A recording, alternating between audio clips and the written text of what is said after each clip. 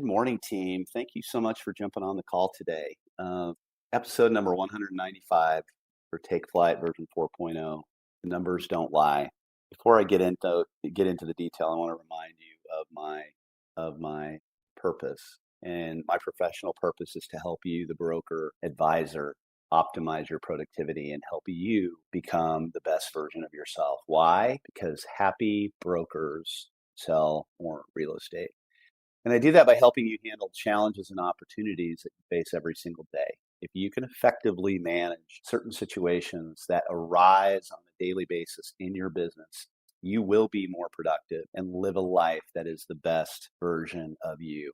My ask is that you listen to me today as if we're on a one-on-one coaching call. You're in my office, or you've called in, and we're just having this conversation. But like I said, today on this 195th episode of my Monday Morning Pep Talk, I will continue with Take Flight version 4.0 by attempting to transition us into the third of 5 sections of this program. We will transition from section 1 and section 2, which are the cockpit, which is mindset, and section 2, the tail, which is systems, processes, habits, and routines, into the cabin. Cabin is where the people are in your business, right? Remember, we're building a plane to get you to 30,000 feet. So we built the cockpit, built the tail, now we're building the cabin. That is the database and relationship management piece, which is where we will spend the remainder of the summer, spanning, I think, 12 episodes. And I want to make this transition by demonstrating that you need to truly understand, quote unquote, the math in order to most effectively execute your business. And I've always been drawn to the quantitative side of the business, right? Like the math proves up my thought processes. I need to understand it mathematically because the numbers don't lie. Again, the name of this call today, numbers don't lie. If you control the math, you control the level of your success. Okay. Here are a few of my favorite percentages, formulas, stats, numbers that I've dug up over the last 15 years of studying high performance. And I'm going to kind of do them in these sections, section 1, section 2, and then we'll get into section 3. And then that will be our transition into the next, few months. Okay. Section 1, the cockpit, which is mindset. We set our mind on a destination. Your subconscious mind controls 95% of your life. Your subconscious controls 95% of your life. That's why maintaining a powerful set of mindfulness, meditation, and manifestation practices is so important. 95%. When you know that number, you're like, man, I've got to really work on my habits. When I'm controlling and programming my mind, 95% of my subconscious mind controls 95% of my life. Man, I better pay attention, right? So 5% is in your conscious mind. So this is why mindfulness, meditation, and manifestation practices are so important. You have got to control what's between the ears, and that takes effort. It takes programming. Okay. You should spend 30 minutes, there's a number, 30 minutes each morning in thought. All right. I'm not going to tell you how to do that. For me, I like to get up, grab my water, hydrate, grab a cup of coffee, and I'll just sit down over that first cup of coffee and just think. I just think. And it's a powerful moment for me to be able to decompress almost in a way and think about what I need to, what I'm doing. And it's very meditative. And when you do it for 25 or 30 minutes, you put yourself into a state of a brain waves that allow those ideas to come to you. Okay. So many of my most important ideas have come in those 30 minutes of thought. Okay. Focus on staying at 51. 51 is the number here. 51% or better positive vibration. You're never going to be 100%. You're never going to vibrate at a positive 100%. It is not possible. Your brain does not want you to be positive. The brain's doing its job by keeping you in the status quo. And the way it does that is it keeps putting the negativity there to keep you where you're at, right? The default is pay the bills. That's the default. When you start to think at a higher level, it brings you down. So the brain's doing your job to create the negativity. You need 51% positive charge to attract positive good vibes into your life. Team, this is not woo-woo. This is flat out strategy, just like gravity. Sooner you figure it out, the better you'll be. Okay, the number 3 comes up here next, where we talk about your 3-year vision is your destination. Your 3-year vision is your destination. You plan your business flight, you're going to plan it out 3 years. Okay, and that 3-year vision is what you use to as the foundation of your 12-week year business planning process. Okay, 3 years divided into 12 quarters. Okay, we're going to take 12 quarters to make up our 3 years, and then within those 12 quarters, there's 12 weeks plus a 13th week to celebrate and plan the following quarter. Okay, and not saying that you don't have an annual theme, but you're really going to be focused here on a 3-year vision instead of annualized planning. We underestimate what we can do in 3 years and overestimate what we can do in 1. So the number here is 3. Focus on a 3-year vision and then reverse engineer back into today. Focus on those 12 quarters. Okay, section 2, the TEL, systems, processes, habits, and routines. It takes 30 days to create a habit, good or bad, and 90 days to create a biorhythm, good or bad. All right. A biorhythm is where your body is, your subconscious essentially takes over. The habit is, you're at that phase where you're really creating normalcy, and it's much easier to do that thing every single day, or the good or bad, right? There's good habits. We talk about creating good habits, but those bad habits can sneak in there, right? But it takes 30 days to create a good habit or a bad habit, and 90 days to create a biorhythm. So 90 days is where your subconscious takes over and you don't even think about it, right? If you focus, here's the next one. Here's the number 1. If you focus on becoming 1% better every day, by the end of the year, you will have improved by 37 times. Just 1% better every day. Just don't take a step back. Am I getting 1% better every day? And that comes right out of Atomic Habits by James Clear. Okay, I'm going to go back to the number 3 again. Only about 3% of brokers fully embrace systems, processes, and habits and routines in their business. They produce 65% of the real estate transactions each year. The top 3% that run a real business produce 65% of all of the real estate transactions. So your number is 3 again and 65. 3% create 65% of the real estate transactions every year. Why? Because they built a business, not a hobby.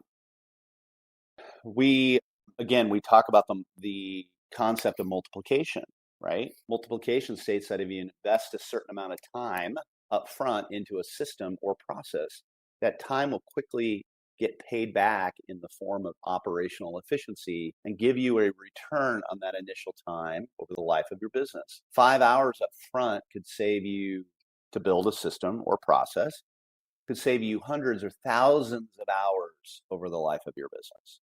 Okay?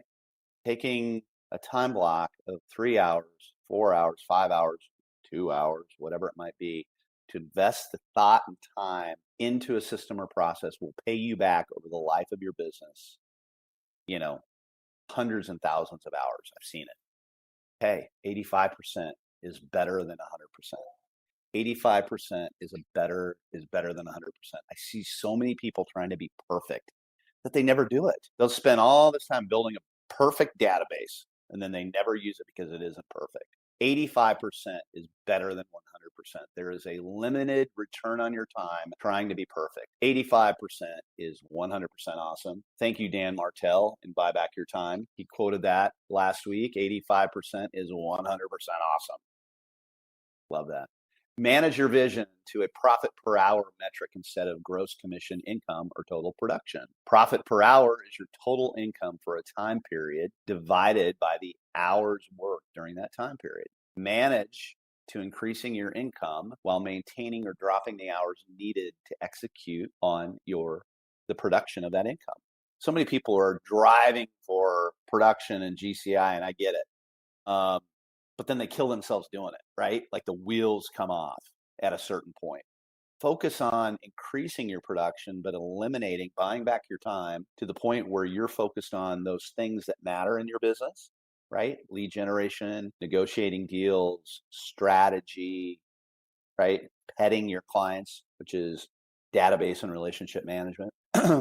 Focus, if you're not focused on those 4 areas, which in a lot of cases are the last 4 things that you do, if you're not focused on, if you get bogged down in all the day to day. So focus on profit per hour work. When that number goes up, that means your production's going up, and chances are the hours are maintaining or they're going down. That's really the, holy grail of high performance. Before you hit 25 million and 25 transactions, that's the number, 25 million or 25 transactions, you should start to buy back your time by hiring others that can execute on tasks that are below your PPH, your profit per hour. I cannot tell you how many people I see that get up over that 25 transactions per year and do not want to invest in help, and they never grow their business. In fact, they take a step back because they have not created a experience for their clients that client wants to introduce them to other people. Okay. Their turnaround time, their response time starts to suffer. 25 million or 25 transactions, that's a lot. You got to get a TC in there. Got to get, in our area, we got the pod program. I mean, you've got to start buying back your time before you get to 25 million or 25 transactions.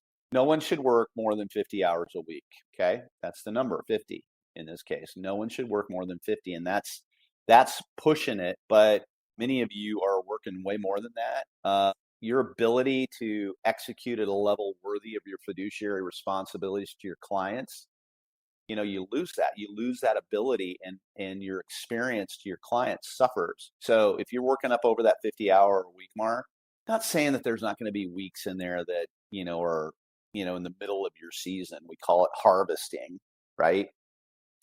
Those farmers that I grew up with that are in their combine for 2 weeks out of the year in October, they're in their combine from 5 a.m. till 11 o'clock at night. They're working more than 50 hours a week, and you're going to have some weeks like that, but it should be rare.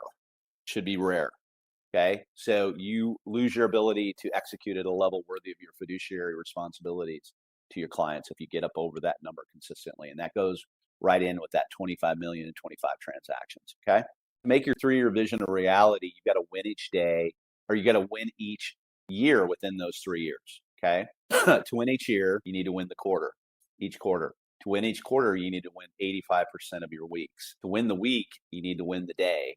To win the day, you need to win the morning. If you give yourself at least 1 hour in the morning each day, you will win the day. Okay. Well, you're going to win the morning, but then that'll help you win the day. And that takes you back into this formula of you're going to win at your 3-year vision. You really do focus on winning your morning. And it's really that easy sometimes. Okay. Here's one that I haven't talked about in a while. All right. 1 hour each day dedicated to a morning ritual gives you 6 weeks of extra production per year. 1 hour every day dedicated to a morning ritual gives you 6 weeks of extra production per year. And it's your best hours. It's your most productive hours. Can you imagine trading 1 hour of Netflix at night and moving your calendar or you moving your day just 1 hour, shifting it, going to bed 1 hour earlier and getting up 1 hour, or going to bed 1 hour earlier and then getting up 1 hour earlier to pick up 6 weeks of the most productive time of the year? Are you kidding me? Why would you not make that trade-off? You want to double your business? Start there. All right, section 3, we're officially transitioning into the cabin. This is where we talk about the people, right? The database and relationship management, where we will spend a lot of our time over the summer. 100 people is the maximum amount that you can effectively manage in your database. We call this our top 100. More on this next week. I'm going to go into that concept in great detail so you truly understand the top 100 and how we segment that and what that means and why 100 is the number. Some people say 150, but I think if you're playing on the higher end of the market and you are adding a much higher level of value than the average broker in the marketplace. I took that number from 150 to 100 in, I think, 2016, 2017. Talk more about that next week. If a database of clients is properly managed, you should see a 20% return on your database each year. There's a number 20. You should see a 20% return on your database. That means if you have a highly connected top 100, you can expect 20 introductions by the end of the year each year that you have executed on your database. Okay. 20 introductions. That does not include all of the clients that are coming back and using you for buy and sell and coming back to the top of the funnel. This is just introductions. And we're going to find next week that the majority of those are going to come from your top 20%. Okay. Which is the next thing I want to talk about here. 20% of your clients will be responsible for 80% of your revenue. That's the Pareto rule, right? It's alive and well in your business. In your top 100, we call that top 20% your platinum clients, okay? You should maintain 5 lists. Number 5, should maintain 5 lists. Your top 100, a hot list, a warm list, of referral partners from around the country and locally, and then you've got your collaborative local brokers. In markets with tight inventory, you better have a good reputation in your marketplace, because you will lose deals for your clients if you don't. There's a lot of multiple offers out there, and sometimes it comes down to one's ability to work with the broker on the other side. What's the reputation? So you better have a collaborative group of brokers that you work with in the markets that you spend the most time, because they're going to have opportunities, and they will tell their clients that, listen, I've done several deals with this person, and they get deals done. Reputation, right? We're going to talk about that a little bit more. And next, marketing to your past clients is 6 to 10 times more profitable than trying to obtain a new client. I could spend so much time and will on this topic. You see people out there spending thousands and thousands of dollars buying leads. And then once that lead closes, and they're converting them at like 3 to 5% if they're really, really good. And then they don't do anything with them after the fact. And it's so much more expensive than getting a call from a past client that says, hey, we're ready to go. Why? Because you stayed in touch with them over a long period of time. And you'll find, and we'll talk about this, is that nobody truly wants to go find someone new. They want to go with someone that they're comfortable with, that they've done business with in the past. They don't want to go find somebody new. But if you one night stand your clients, they're going to move on. Okay, which takes me into the next one. Per Zillow and NAR, in their latest surveys, more than 90% of agents fail to contact their clients after a closing. In Take Flight, like I just said, we call this one night standing your clients. The most unproductive thing you could do in your business. But still, 90% of brokers are transactional based on this stat alone. Well, what I talk about this summer is, for some of you, this is going to hurt. The way when you really understand how easy it is and how profitable it is to maintain relationships with your client, and what that does for your business long term, and how cost effective it is. But for some reason, it's like the last thing that many brokers do. Okay. That's a lot of numbers. It was fun put together though, right? Like I went back through all of my notes over the last 10 or 15 years and dug up some good nuggets. Hopefully you like that. After hearing all these numbers, stats, and formulas brought to you in one sitting, I'm sure you've got somewhat of a heightened state of awareness, right? That's required to build a predictable and enjoyable business. Before I wrap up, I want to bring you a final formula that is the grandparent of all formulas. If I was teaching a class right now in front of a bunch of people, I'd say, hey, how many people have read The Go-Giver by Bob Burke? And many of you would raise your hand and say, oh, I've read it. But have you really read it? Have you studied it?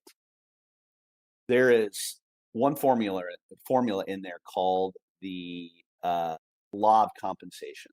Okay, the law of compensation. And he describes the book of law, he describes it in The Go-Giver as your income is determined by the number of people you serve, the number of people in your database, which again, we think that 100 is the most that you can really truly serve, times the value that you provide them equals your compensation. Okay. Let me say that again. The law of compensation states that your income is determined by the number of people you serve and by the value, the level of service that you provide them. Okay. So the higher number of people, right, you serve times the value you provide equals your compensation. And when that number gets to 100, you get a new awesome new client. Guess what? You're going to take that number 100 in your database, put them into a different category, and strengthen your database over time. What I will tell you is that once I got into leadership in 2013, it took me 4 years to wind down my database. Some of my best years in brokerage were 2014, 2015, and 2016. All of that momentum that I created in that 4 or 5 years leading up to me getting into leadership had so much momentum. Okay. The law of compensation, the number of people you serve times the value you create gives you your compensation. The numbers do not lie.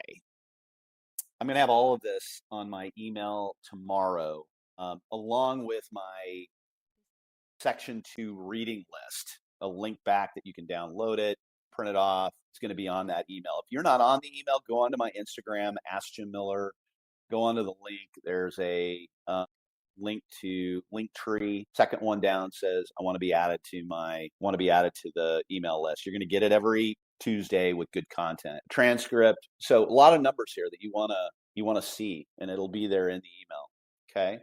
So hopefully you found this helpful today. I'm super excited to bring this content to you guys, and my favorite part of the business is what we're going to talk about over the next couple months, and we're going to really teach you how to better serve your clients and provide them an immense amount of value.